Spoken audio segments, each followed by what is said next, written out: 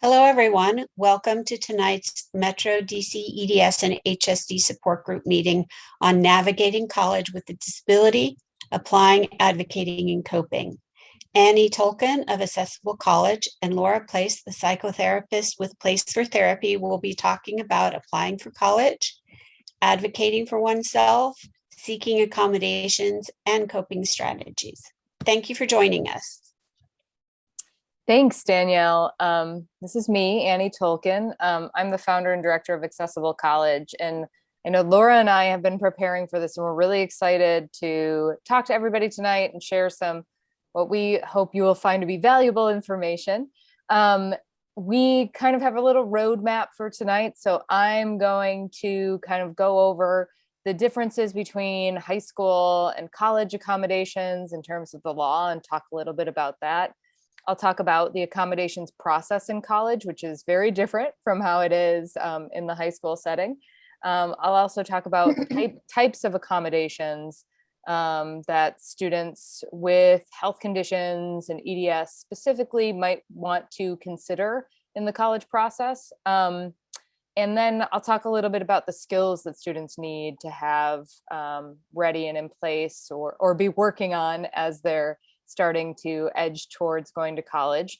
Laura's going to take a little bit of a different lens and look at some of the resources on college campuses, the kind of mental health aspects and thinking about that, and strategies for, maintaining yourself in college while kind of going through that transition and being in a new college setting. So that's kind of that is our groundwork for tonight. And we are all about participation. So if you have a question or if you have a comment to make, you can feel free to put that in the chat box. If you feel like it's important to get it in while we're speaking, you can go ahead and do the little hand raising function. So if you go down into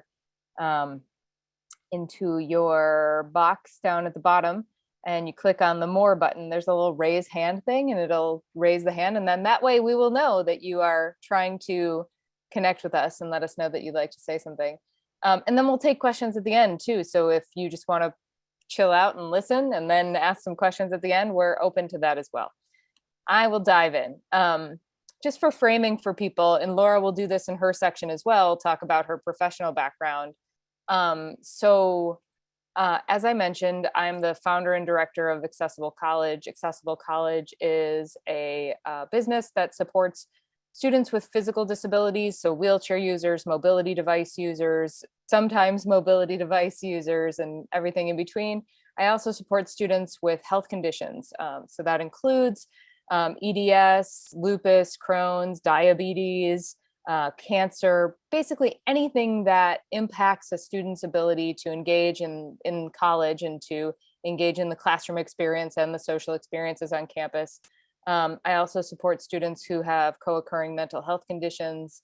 And the reason I do this and how I got into this is I used to be the associate director of the Disability Support Office at Georgetown University, kind of subtopic here. Every college or university has a disability support office or a person that is tasked with providing accommodations for students when they are on campus. And that's important for you guys to know, and we'll talk a little bit about that later on. I also have worked internationally. I was a Peace Corps volunteer and a Fulbright fellow, both in Mongolia. But it was really my experience at Georgetown, where I worked with undergraduate, graduate, and medical school students who had physical disabilities and chronic health conditions. That's what I bring to my work now. And something that became apparent to me in that situation was that there were all these students who were coming into Georgetown who really didn't know what types of accommodations they could request in college. They hadn't really thought about the transition of care. They hadn't really thought about independent living skills. And so I work with students and families now, mostly high schoolers, but sometimes also adult students, in thinking through how do they have those conversations with the disability support offices? What types of things could they be asking for? Not just in the academic setting, but also in residential setting, when you're living in a dorm or in the dining setting. And I help students think about how they can best self-advocate and also how they can guard against self-advocacy fatigue. because it gets draining to have to constantly advocate for yourself. So we'll talk a little bit about that stuff tonight as we go through the slides. I wanted to provide you all with a little bit of background because I think it's helpful to contextualize the conversation. So here's some things that we know. We know that approximately 19% of undergraduate college students report having a disability. And so that's students, that could be a student who has a learning disability, ADD, a mobility impairment, a psychiatric or a mental health condition, and other types of health conditions like EDS as well. And those are the students who are reporting that they have a disability. We also know, and it's not a stat that I have on here, but that at any given college, there's about 10 to 20% of the students at that university have gone through the accommodation process and are receiving accommodations on campus. At every school, it's a little bit different, but that's actually something you can ask. If you're touring a school or if you're looking at a school, you can connect with the Disability Support Office and ask them how many students are registered with your office. We'll talk a little bit about what that registration actually means and looks like, but that can tell you how many students are these people interfacing with and how many staff do they have there that can actually support and assist students, because that might impact whether or not you want to go to school there. If you know that you're not going to have a lot of face time with those people, that could be a decision point for you. We also know that about 7% of college students who report having a disability indicate that they have a physical disability. So that could be somebody who uses a wheelchair. It could also be someone who has a limb impairment or someone who has the occasional need for a walker or a mobility device. It also includes students with visual impairments and hearing impairments, because those students are typically classified under physical disability at most universities. Just a little fun fact for everyone. Universities have different ways of categorizing people. There is no national system. So some schools might have a category for students with physical disabilities that includes those sensory impairments, blindness and visual impairments, and other schools, they might be separated out. It's a little bit different everywhere. And that's just something to be aware of.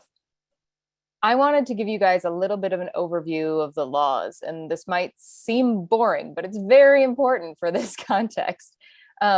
So IDEA is the Individuals with Disabilities Education Act. That's the law that governs K through 12, so kindergarten through senior year of high school, and it provides for services and supports for students with disabilities. IDEA does not apply to private schools, but Section 504 does. Section 504 of the Rehabilitation Act of 1973 is an anti-discrimination act. So basically, it allows students to have the same access, students with disabilities to have the same access to education as their non-disabled peers.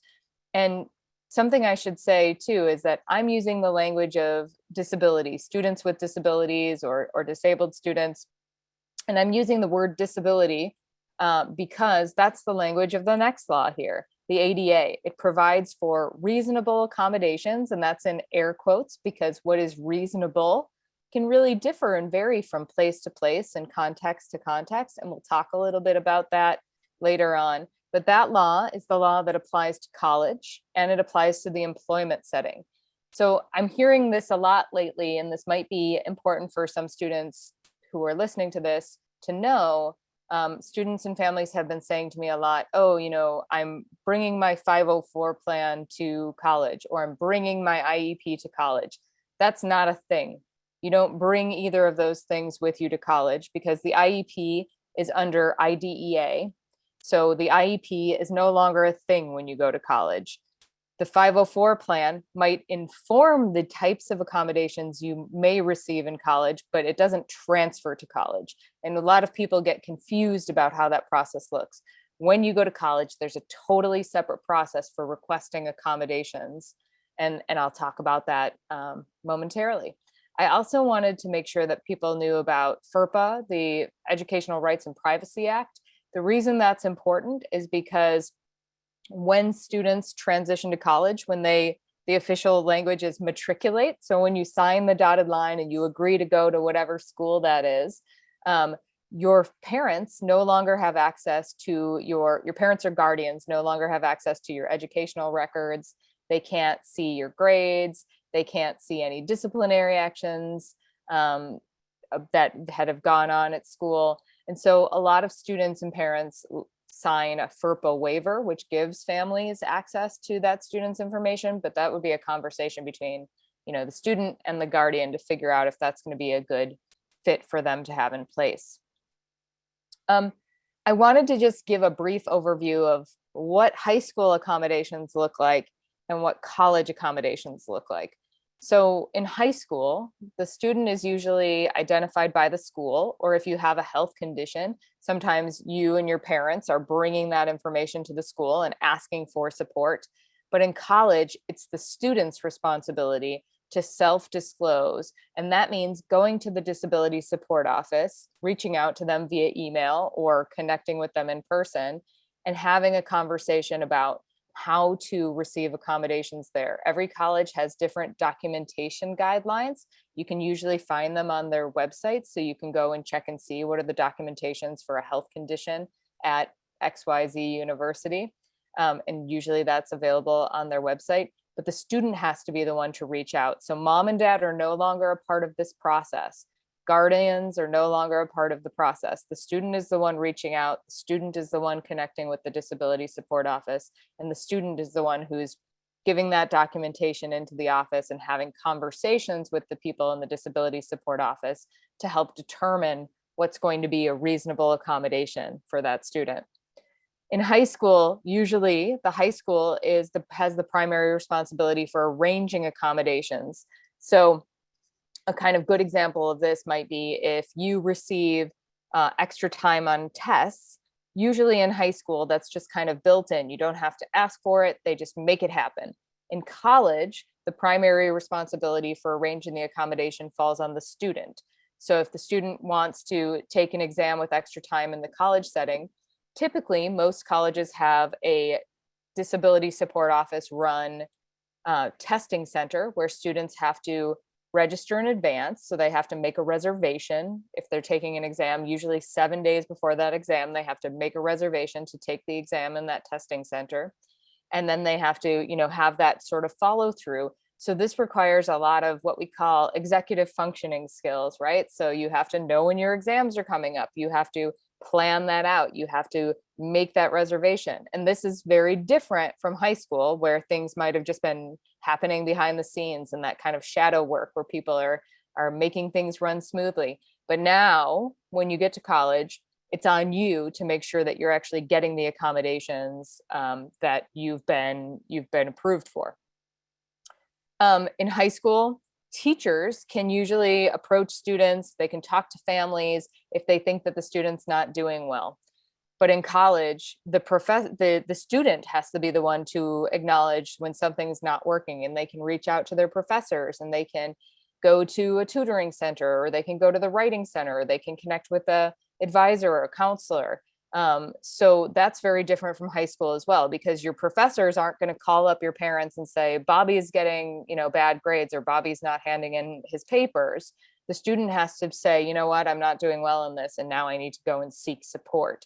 So that's a very big shift. We're seeing a lot of different kind of like self-advocacy skills that need to be boosted up, and just an understanding of self that a lot of students maybe need to work on a little bit before they actually get into the college setting. And again, if you guys have questions, you can throw them in the chat. You can do a little raise hand thing. Happy to answer. I wanted to give you some context about the documentation piece, because as I mentioned, 504 plans, IEPs don't transfer to colleges. When you go to college, you have to connect with the disability support office and see what type of documentation they require. So usually, if a student is trying to get accommodations on account of a learning disability, the school might request a neuropsych evaluation that was done in the last 3 to 5 years. Typically, that's the range. You should absolutely go to that disability support office website at the schools that you're interested in and see what's in their documentation guidelines. But most schools are saying 3 to 5 years. If a student has a mental health condition, they might be looking for a psychological evaluation or a letter from the healthcare provider or the treating professional. Usually that letter has to be within the last year. And again, they're looking at things like, what is the student's diagnosis? What are the functional limitations? Which means, how does this condition impact the student? How will it impact them in the classroom or in the residential setting? And then what's probably the most relevant for people here in terms of documenting a health condition, it's going to be a letter, or quite often with most of the students I work with, it is letters from the many doctors, because a lot of people see different doctors for different things, to talk about what their diagnosis is, how that condition impacts them, and outlines the types of accommodations that that healthcare provider might recommend. I often work with my students and families to make recommendations to create a draft for the doctor, because sometimes doctors don't really know what college accommodations are. And we're going to go through some types of college accommodations that students with EDS might want to consider. But the key thing here is to contact the college, look at their disability support office website, which you can usually find by going to the main college website and they're searching student disability services. And it's an important thing to remember too, that they all have different names. So at some schools, it might be the Office of Disability Support. Some schools, it might be Student Accessibility Services. It could be the Academic Resource Center. They all have a little bit different, but if you put in disability and students in the main search function, you usually can find that disability support office website. I also wanted to just give a little bit of information about supplementary documentation. So your IEP, if you have an IEP in your high school setting, that's not a primary form of documentation, but that doesn't mean it's not useful for the people in the disability support office to see. It can be really helpful for them to understand what types of accommodations you had in the high school setting. Same with your 504 plan. It can be really helpful for someone to see what types of accommodations were there. You could also provide a letter from your high school. A lot of students in private schools get kind of informal accommodations. So sometimes they have a counselor write up what types of accommodations they were receiving, which could be helpful. If you have any accommodations that you received on the ACT or SAT, that's all supplementary. It helps them understand what you received prior to going to college. Now, there are some students who maybe don't have any accommodations in the high school setting, but may need them in the college setting. And that's where those conversations and that documentation from your current healthcare provider is really going to help with that. Even if you don't have a history of accommodations, you can still receive accommodations in college because things are emergent. People change, people's needs change. People get diagnosed with things later on. So that's still something, because sometimes people think, oh, if I didn't receive accommodations in high school, I won't get them in college. And that's not true. So let's talk about college accommodations. They're different from high school accommodations. And the reason that they're different is they don't just apply to the academic setting. Sure, that's a huge piece of going to college. You spend a lot of time in class and you will be doing a lot of studying, but they also apply to your housing. So dormitory residence that you might be living in, transportation, dining. So if you need special, food, or if you have a special diet that you're on, we have to consider all of these areas of a student's life. And it's really key, especially for students who are living at home with their guardians now, to start thinking about, when I go to live independently, what will that look like? If your parents are making all of your food now, if your parents are helping you manage your medication and things now, it's important to start thinking about what shadow work, what things are being done for you now, so that you can start preparing for doing those things more independently when you're living away from your parents or guardians. I have 2 slides here on accommodation considerations, and these are just things that you might want to consider. And this slide here is about health and mental health conditions. When you request accommodations, you always have to link that functional limitation. So how does my condition impact me? And then what is the accommodation that I'm requesting, right? So if we're looking at some potential academic accommodations like extra time, you could be taking a medication that causes drowsiness. And so you may need extra time to complete that exam, right? Or you might have brain fog related to your condition. You might feel a little fuzzy. You might need extra time to complete that test. laptops and in class and a note taker, that could be another type of accommodation that students might need. That could be because of pain in your hands or other things that you're experiencing. You might need someone to take notes. It might seem silly that a student would need to request a laptop or the use of a computer in a classroom, but there are college professors who don't allow students to use computers in the classroom unless they have that as an accommodation. So that's why, if you're going to need that, if you use that to take notes, or if you take pictures of the board or whatever your practices are, you need to request that accommodation. A lot of students who have health conditions or mental health conditions start out or decide to take a reduced course load. So at most colleges, full time is 12 credits, and that's usually 4 or 5 courses. But some students who are managing their health condition and are trying to take things a little bit more slowly to protect their health and themselves choose to take a reduced course load. So that would be under 12 credits, but that does have financial aid implications. So that's something to think about. But asking for a reduced course load, many colleges actually require students to be full-time. So if you need a reduced course load, you actually have to request that as a part of the accommodations process. Flexibility in attendance is another one that students who have flare-ups of their condition might need. So in college, professors might say, every student can miss 2 classes, but if you miss anything more than that, you need to provide a doctor's note or whatever. Having this accommodation would already confirm that you have a health condition and therefore do not need to provide a doctor's note every time that you are absent from class. What you would still need to do is connect with that professor and tell the professor that you're going to be absent, that you've had a flare-up of your condition. So that's kind of a piece of that puzzle. And that looks a little bit different at every university. Assistive technology, some schools provide note-taking assistive technology, or they provide other types of assistive technology for reading books, like text-to-speech technologies and things like that.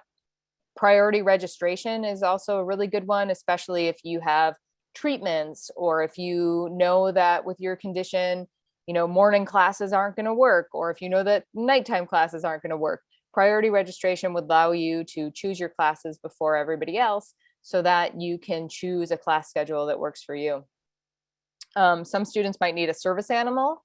That could be to help them get things up off the floor, to help them open doors. It might also be, to guide them. I have some students who have conditions where they faint and they pass out. And so that could be, there's a student I know who has a dog that goes on top of her. It alerts her because it smells her change in pheromones, and then it goes on top of her and protects her when she passes out. The residential setting. So you might be thinking about a single room or fewer roommates. Some of you might also be needing to think about having a lower floor or a ground floor, or a private bathroom, or an emotional support animal. An emotional support animal, separate from a service animal. Service animal provides does a task, and an emotional support animal provides emotional support. So that could be any type of animal. It could be a cat, a dog, a Komodo dragon, jellyfish. There are lots of people who have lots of different things, guinea pigs. Dining, you can also request accommodations for dining. So things like food allergies, or if you have a specific diet, they may or may not be able to accommodate those, because colleges are all a little bit different in how they do those things. So there might be some other kind of considerations there. But transportation is another big piece. So if the school provides transportation for all students, then it needs to be accessible. Some schools actually provide transportation just for students with disabilities between classes and on campus. So that's something to think about. I have some accommodation considerations for physical disabilities, and I know there are some physical manifestations often of EDS, even though you might not be using a mobility device, or you might. And I'll just talk about the ones that we didn't kind of cover in the other pieces, but accessible classroom furniture. So if you're using a chair, a scooter, or something like that, and you need to be able to have furniture that works for you, that's a reasonable request. Having a scribe or having that laptop could be a reasonable request. It kind of depends on what the functional limitations are that the student is experiencing.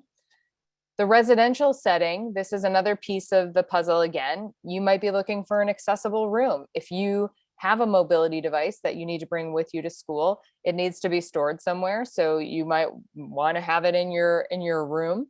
That might also mean that you're having a single room, so that you have more space for storage. Having a personal care attendant, and this comes up in a few different ways. There are some students who actually need someone to help them, like to get dressed, to toilet, to bathe, to do things like that.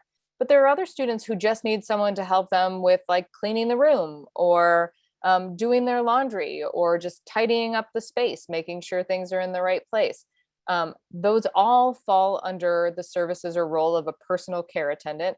Colleges do not provide personal care attendants.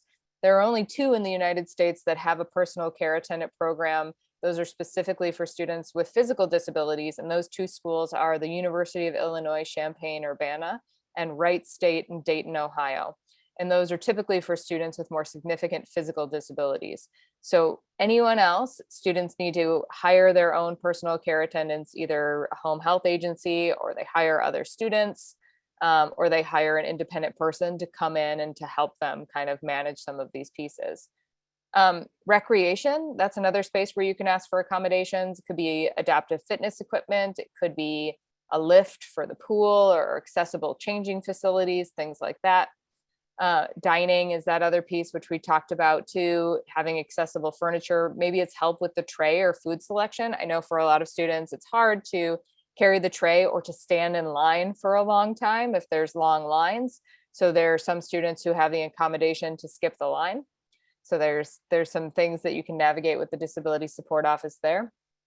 And then the transportation piece, accessible buses, making sure that the campus transportation works for the student, or that you're selecting a campus that's super small where you can get around really, really easily.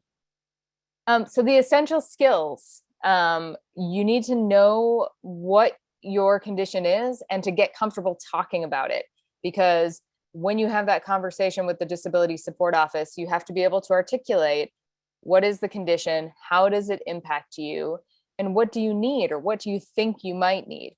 The person on the other side of the desk may or may not be able to assist you in thinking through the types of accommodations, but generally they will be looking to you to tell them what you need.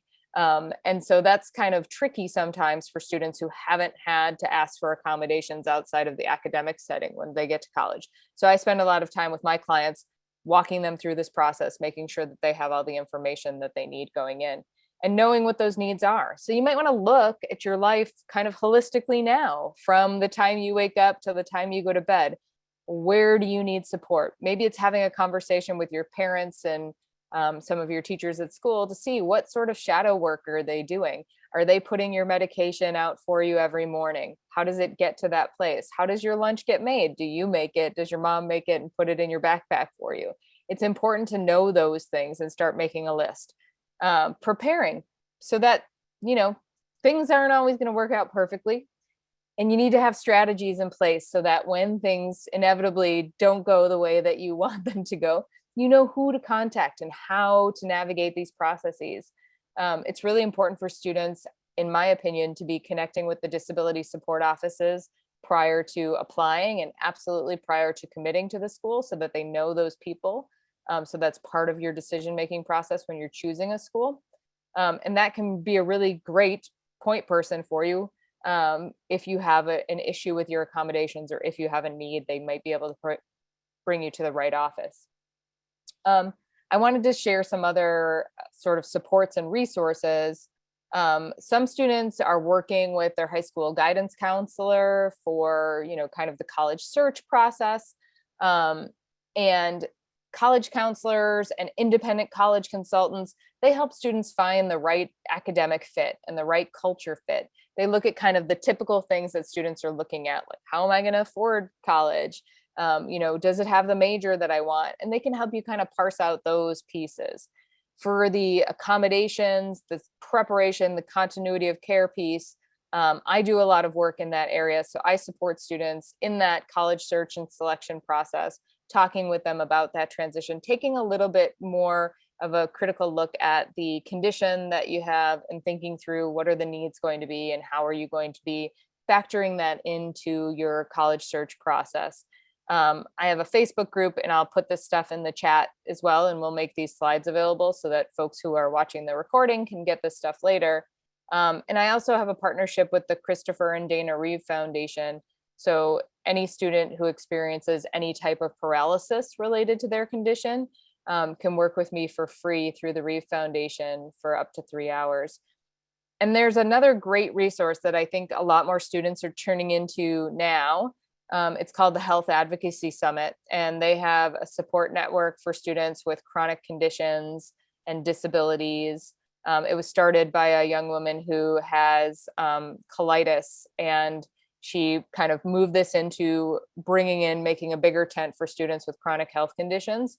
And they have peer-to-peer support networks. They have training. They have tools that students can use to connect with each other, because sometimes connecting with other students, as you guys know, can be really valuable in your process and figuring out how you're going to navigate these next steps. I'll put my contact information up here, but I'll also put it in the chat for folks too. I'm on all the social media. You can find me on my website, accessiblecollege.com. And I will stop my share and I'll hand it over to Laura. And again, if people have questions, shoot your hand up, put it in the chat. Let us know. Laura, handing it over to you. Thank you. Let's see. Everything look clear?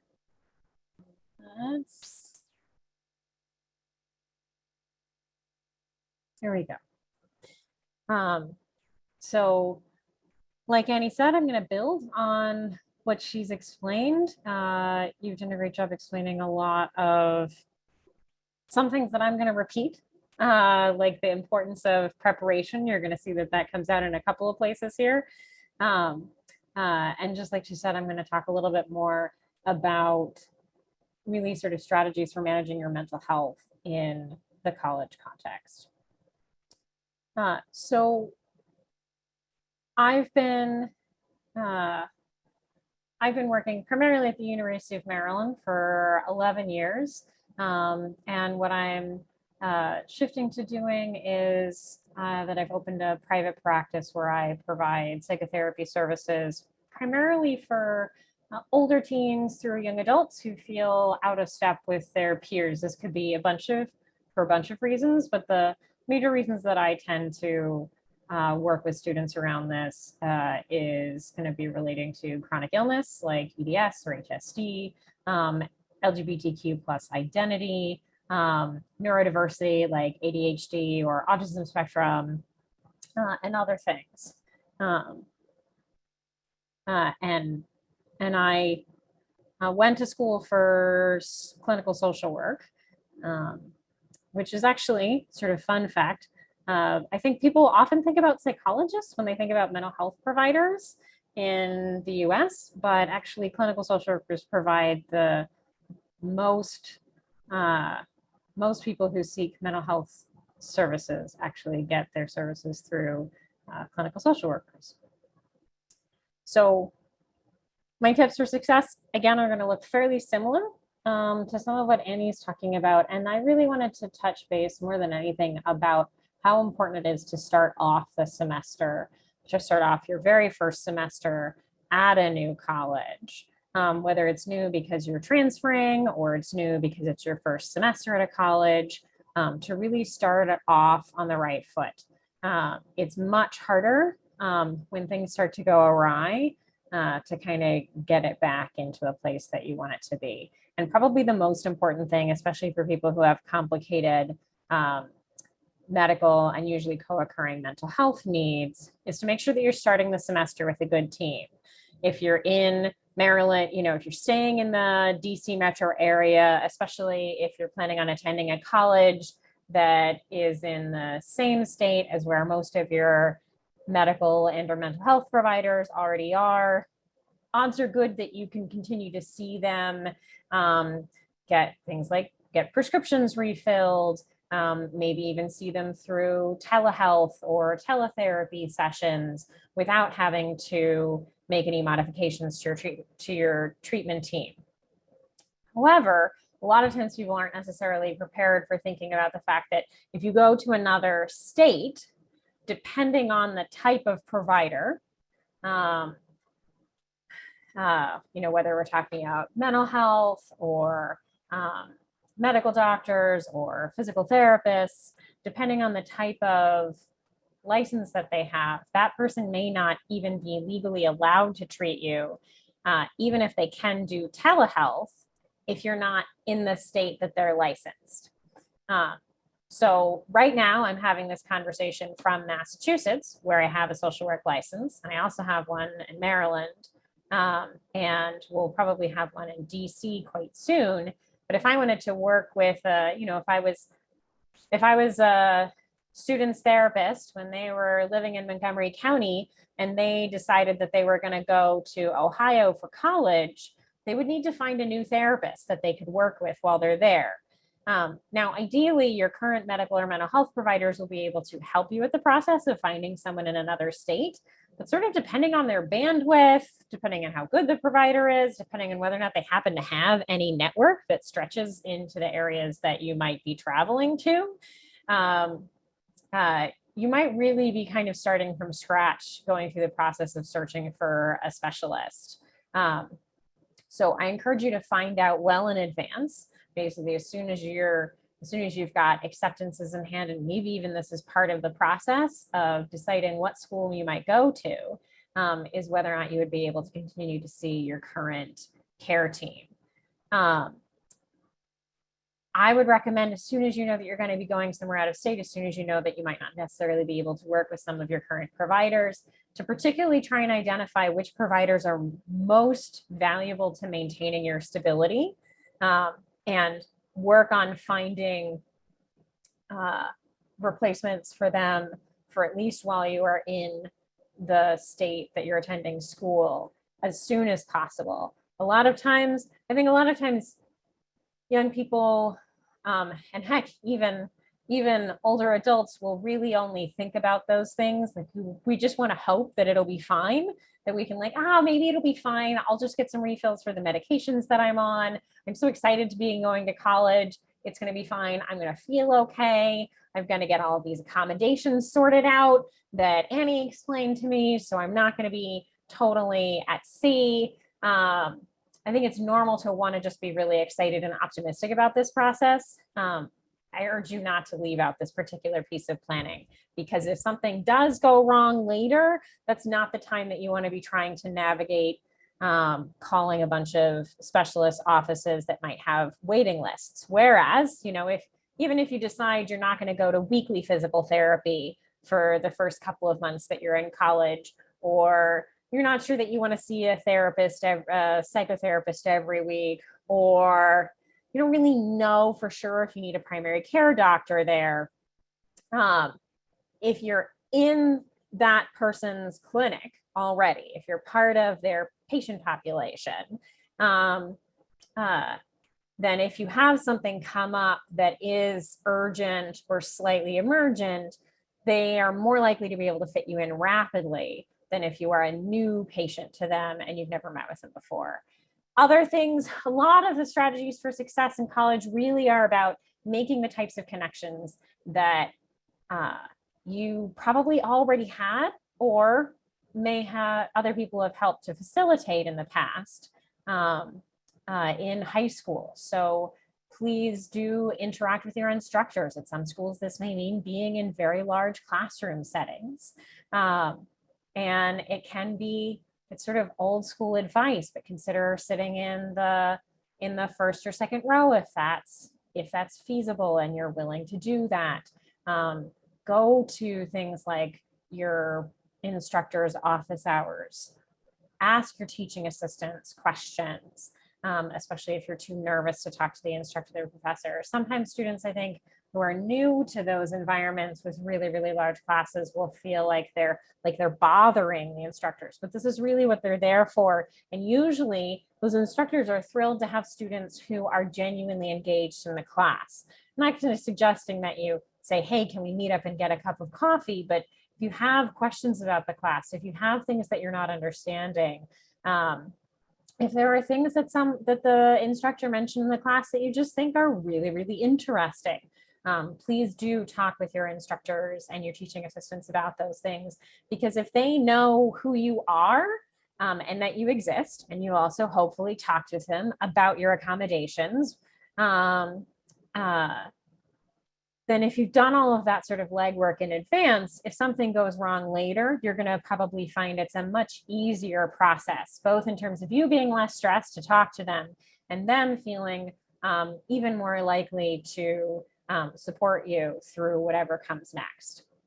I also encourage you to think a little bit about your boundaries in advance with regards to habits that might be constrained because of living at home. A lot of times students and their parents don't necessarily want to think about this a whole ton before they get to college, but the social norms in dorms and apartments related to when you sleep and how much you sleep and whether or not people are smoking or drinking or anything like that. I think it's really valuable to think about the fact that those norms, those social norms are going to be different. People are going to be doing things around you that maybe you want to be part of and maybe you don't. And I think it makes sense to consider in advance how those types of choices could impact you specifically. It sucks, but if you have additional health conditions, the impacts of things like alcohol use and lost sleep and other drugs can be a lot more profound than they are for your peers. In terms of the types of supports that you might take advantage of, there's really sort of two overall categories of on-campus supports. There's going to be the ones provided by the school, some that they're required to, like the accessibility and disability services, or sometimes it's called the disability support services. Almost all schools will have some kind of counseling center, a student wellness center. I actually really recommend that you get in touch with one or maybe even with several of these before you get there, especially the accessibility and disability services like Annie was discussing. It also makes sense to get in touch with the student wellness or student health center and see if it's possible to schedule basically a checkup or a physical or some sort of introductory appointment, so that you, even if the providers in that health center are not necessarily skilled in treating or understanding your specific medical conditions, that you can at least be in their system, be known to one of the providers, you can know one of the providers there, so that if something happens in a pinch, you badly sprain your ankle, your gastrointestinal condition is making it really, really hard for you to get to class, and you're not really sure exactly how to navigate that on the campus, that these are providers who know absolutely how, what types of additional sort of short-term accommodations might be accessible and how you can get them quickly, right? There's a whole process at the University of Maryland College Park for students to get assistance with transportation, but they can actually get that quite quickly if they've been connected with the health, if they went to the health center after they sprained their ankle, they can get into that sort of system a lot faster. Resident life staff, advising staff can also be really helpful with regards to resident life staff. Again, if you have some kind of injury and you're in the dorm, it doesn't necessarily just entirely fall on you and maybe your roommate to figure out how to get yourself to that health center for the sprained ankle, right? You may actually be able to just tell your resident assistant or your resident director, I don't know how to do this, I'm injured, can you help me figure out how to get from point A to point B? And odds are good that they'll know the answers and help you do that. And then there's also a bunch of other peer supports. And the best way to find those things generally, you can do some Googling, you can do some wandering around Facebook and other types of social media, but the best way is generally to keep your eyes peeled for any announcements about student activities or student organization fairs, and then make it a priority to go to those and pick up, get yourself on listservs and Facebook groups, pick up flyers about upcoming meetings, pick a couple of things that seem interesting to you and go. Often students feel a little overwhelmed right when they get to college and they don't necessarily go to these things. But in general, over the course of that first and second semester, people tend to feel like their academic responsibility increases, not decreases. So right at the beginning is a really great time to go ahead and make that connection, start joining some of those groups. In terms of addressing when things go wrong, Annie referred to the skill of sort of knowing yourself. I would say it makes a lot of sense before you go to have some conversations in your own head, with yourself, with friends, with parents, with guardians, with people who've helped to take care of you and people who know you well, so that you can identify what are the initial signs that you are starting to struggle. Are there feelings that you feel? Are there habits that change? Does your sleep schedule get really wonky? Do you start to spend many more hours scrolling TikTok than you normally will? Does your temper get really short? Do you find it difficult to focus even on things that you enjoy?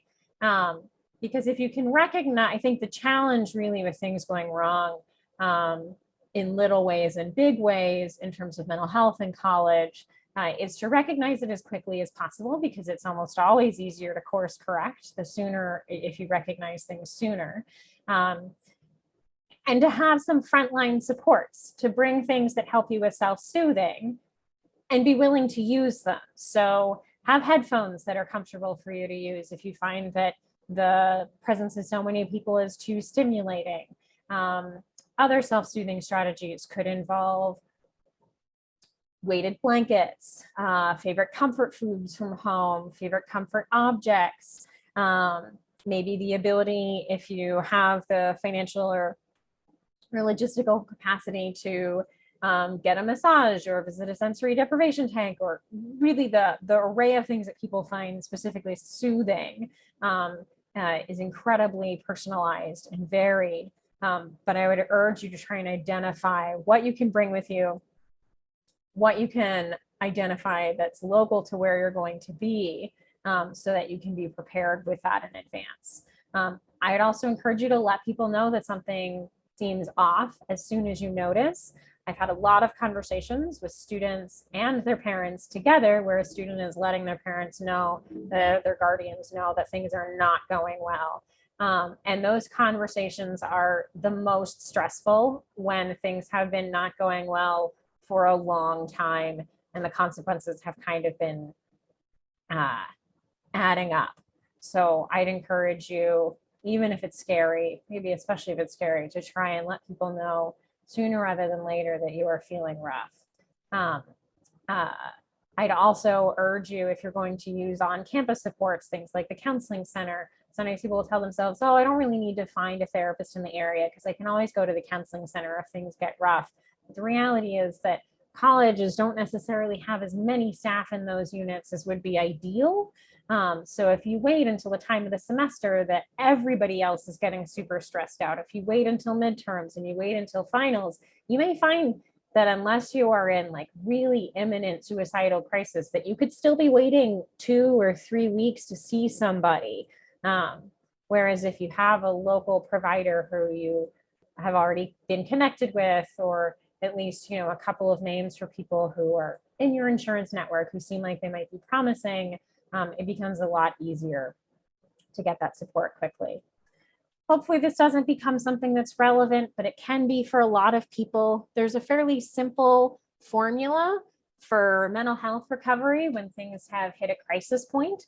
And that's really to increase supports and decrease stressors, preferably both of those, as much as possible, as quickly as possible. And sort of like the big elements for decreasing stressors in a crisis can a lot of times does include something related to delaying or reducing academic responsibilities. So this could look like anything from delayed admission, a reduced course load, which Annie discussed, withdrawal partway through the semester, a lot of schools, it's possible for you to withdraw either not just from all of your classes, but if you do it early enough in the semester, to withdraw from just one or two of your classes. Sometimes people find it really valuable to take a leave of absence, maybe to transfer to community college or more supportive college or university for part or all of the rest of their education. And for emergency mental health supports in a crisis, these are, the types of things that you might be looking at in this case are going to be things like residential treatment, emergency behavioral health treatment. I want to note that I know that hospitals are not places that make people feel good, and psychiatric units are very rarely places that make people feel dramatically better. Those are mostly strategies to help people stay safe in a crisis for a short period of time until other supports can take effect. Often what students find to also help them be safer in a serious mental health crisis, and generally is more comfortable, especially if they find their family is generally supportive and a positive force to interact with, is to spend some time moving back in with their family. This could either be this could be permanent, this could be for a semester, this could involve taking a leave of absence. This could even be, sometimes students just benefit from going home on the weekends so that they can get a little bit more sort of natural support with some things, and have a little bit more of a regular schedule. We have some questions that we might explore in case anybody wants to have a chance to talk about them, but that is the extent of what I really wanted to present. I'll go ahead and leave my information up for a moment, and I will also drop that in the chat.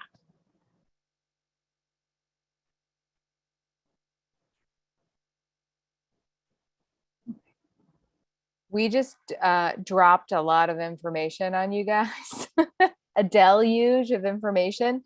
But are there any questions or things that came up for you while we were talking that you want to ask about? We're happy to entertain your questions. And then if there aren't, Laura and I had some things too. And you can pop your question in the chat. You can unmute yourself to ask. I have a question.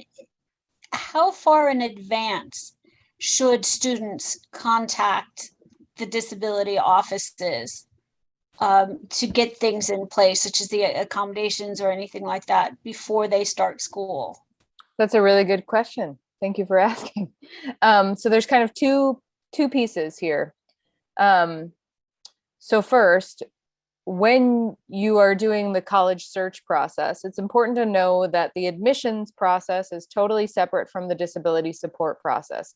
So the disability support office does not know that a student has a disability unless they come to the disability support office or connect with the disability support office and disclose. So even if you've written about your condition in your personal essay, that doesn't mean that information gets transferred over to the disability support office. So students need to understand that piece. Those departments are siloed. No information is shared between the either one. So as you're researching schools, you can connect with the disability support office and ask questions, and that does not go back to the admissions department.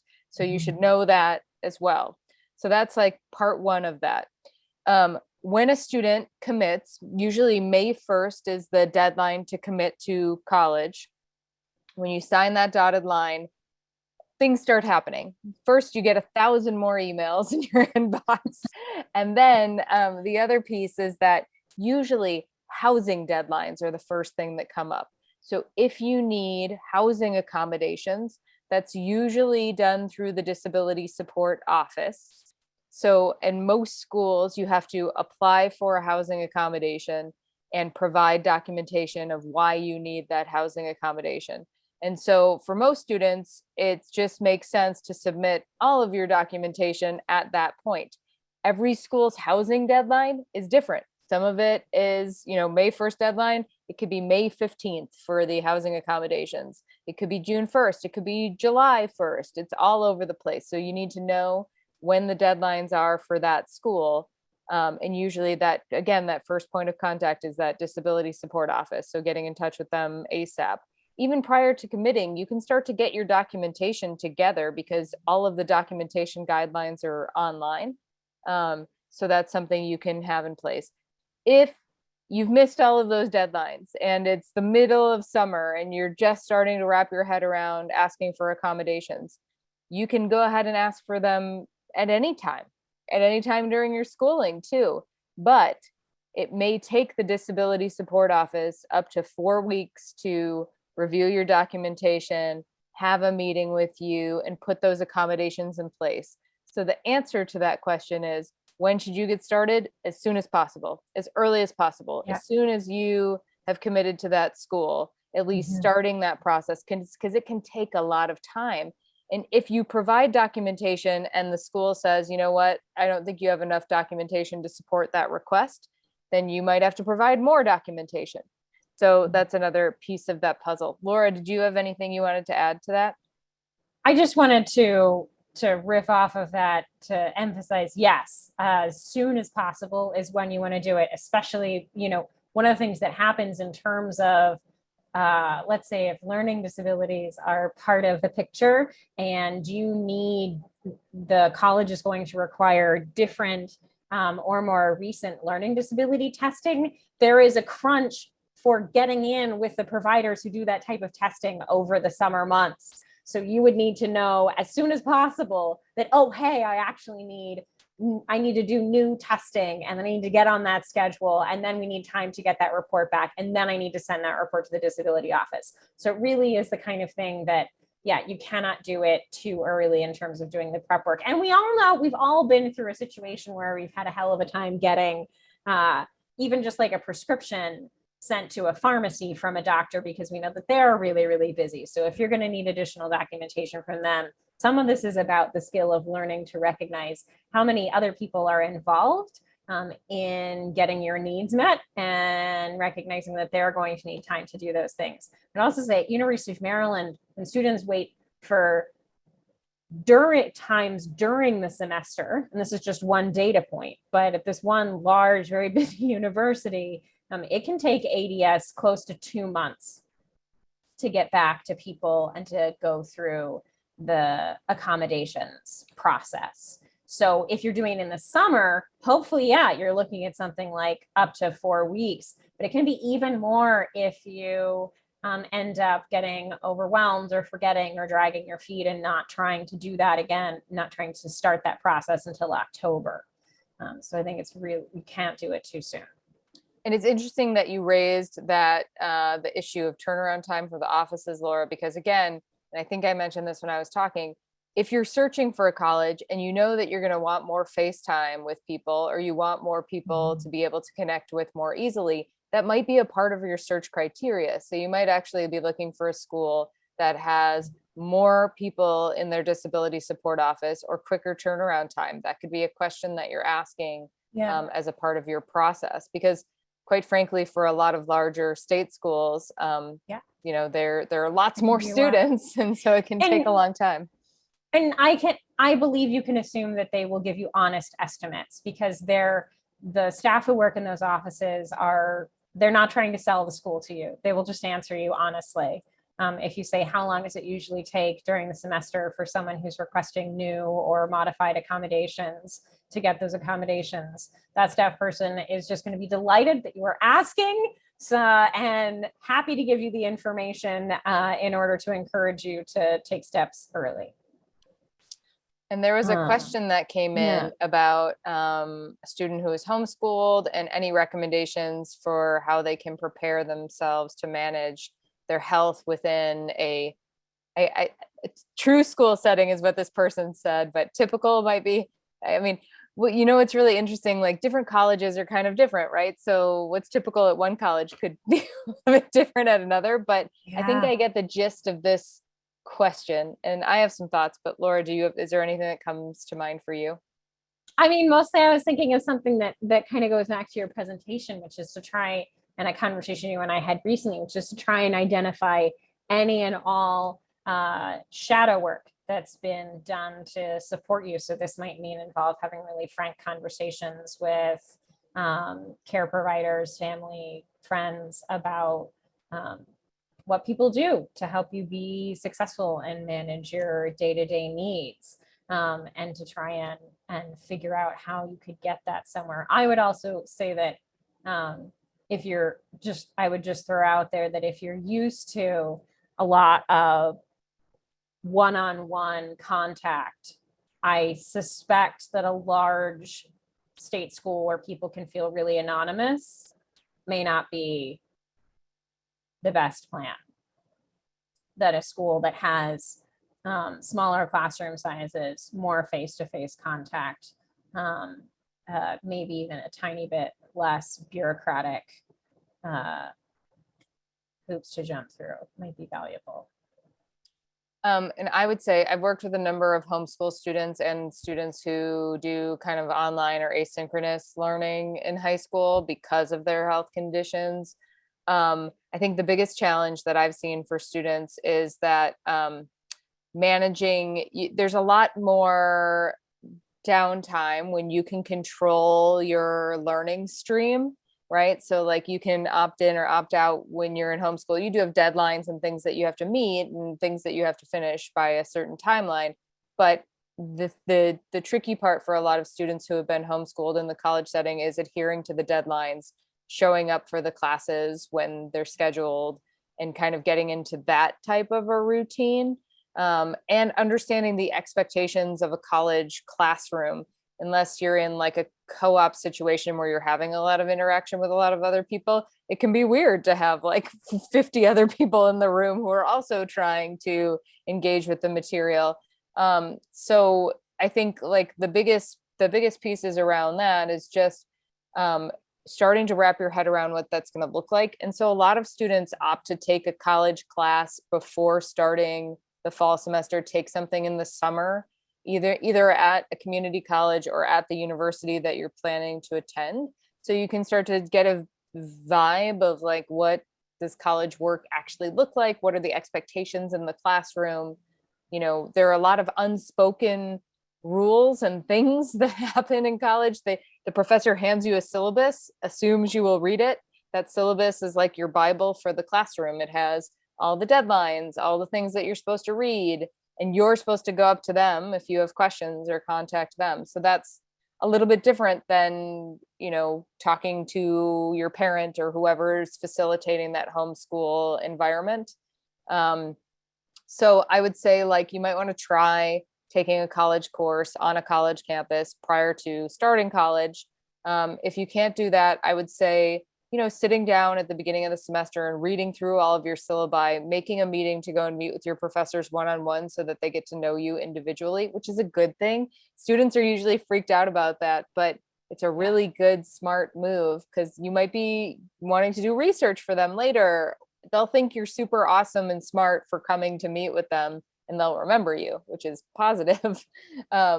So that might be something that you want to think about doing. And also just some colleges offer academic support services. They might have coaching or executive function coaching or academic coaching for students. Starting to create a schedule with someone else at the university or sitting down and looking at your day and how you're spending your time can be a really valuable tool as well. I think the only other thing that Laura and I had was just about thinking about your considerations for your search, right? So, you know, whether or not you want a big campus, a small campus, far away from a medical center, close by a medical center. These are all kind of factors. So thinking about your needs in relation to the conditions that you have can be a really helpful piece. Laura, did you have anything else? Yeah, I feel like that would be something that's really valuable to think about. The other pieces in the midst of all of the, oh man, overwhelm with like, how do I manage these deadlines and how am I going to get all of these letters and what documentation do I need and what accommodations do I ask for and how am I going to be successful? I think it's really valuable to take some time to think about what it is that is exciting to you about going to college.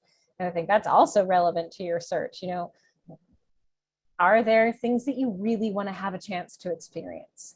Do you really want a school that has that has a, I don't know, a Quidditch team? Do you really want a school where that has a large, accessible, heated indoor pool? Do you really want a school where you have access to a bunch of different study abroad or internship programs? I think it's just really valuable to think about what it is that is exciting to you as well, especially when you start to get bogged down by the nitty gritty of how to manage this more difficult stuff. Because going to a school where you are happy with your access to those other things is one of the pieces that helps to keep your mental health and the sort of interconnectedness between your mental health and your physical health in better balance, right? Because part of having positive mental health is, quite frankly, about having a life that we find satisfying and meaningful and enjoyable. And so choosing a college that sets you up better to be able to do that is also really valuable. I think that is great advice, and something that even people without a disability need to take into consideration when they are searching for college. Mm-hmm. So, are there any other questions from anybody? No, you covered so much ground, and it was absolutely totally excellent. Your ideas, your insights, your recommendations, the resources. I think this has been absolutely fabulous and useful. And as I said, I think will be valuable for so many people that I will send it out every year so people can get this. Anyway, I want to thank you both again for all your time this evening. And if anybody has any other questions, they can email me, or they can, contact Laura or Annie. Mm-hmm. So, any last words? No. Have a good night. Okay. Yeah. Thank you for having me.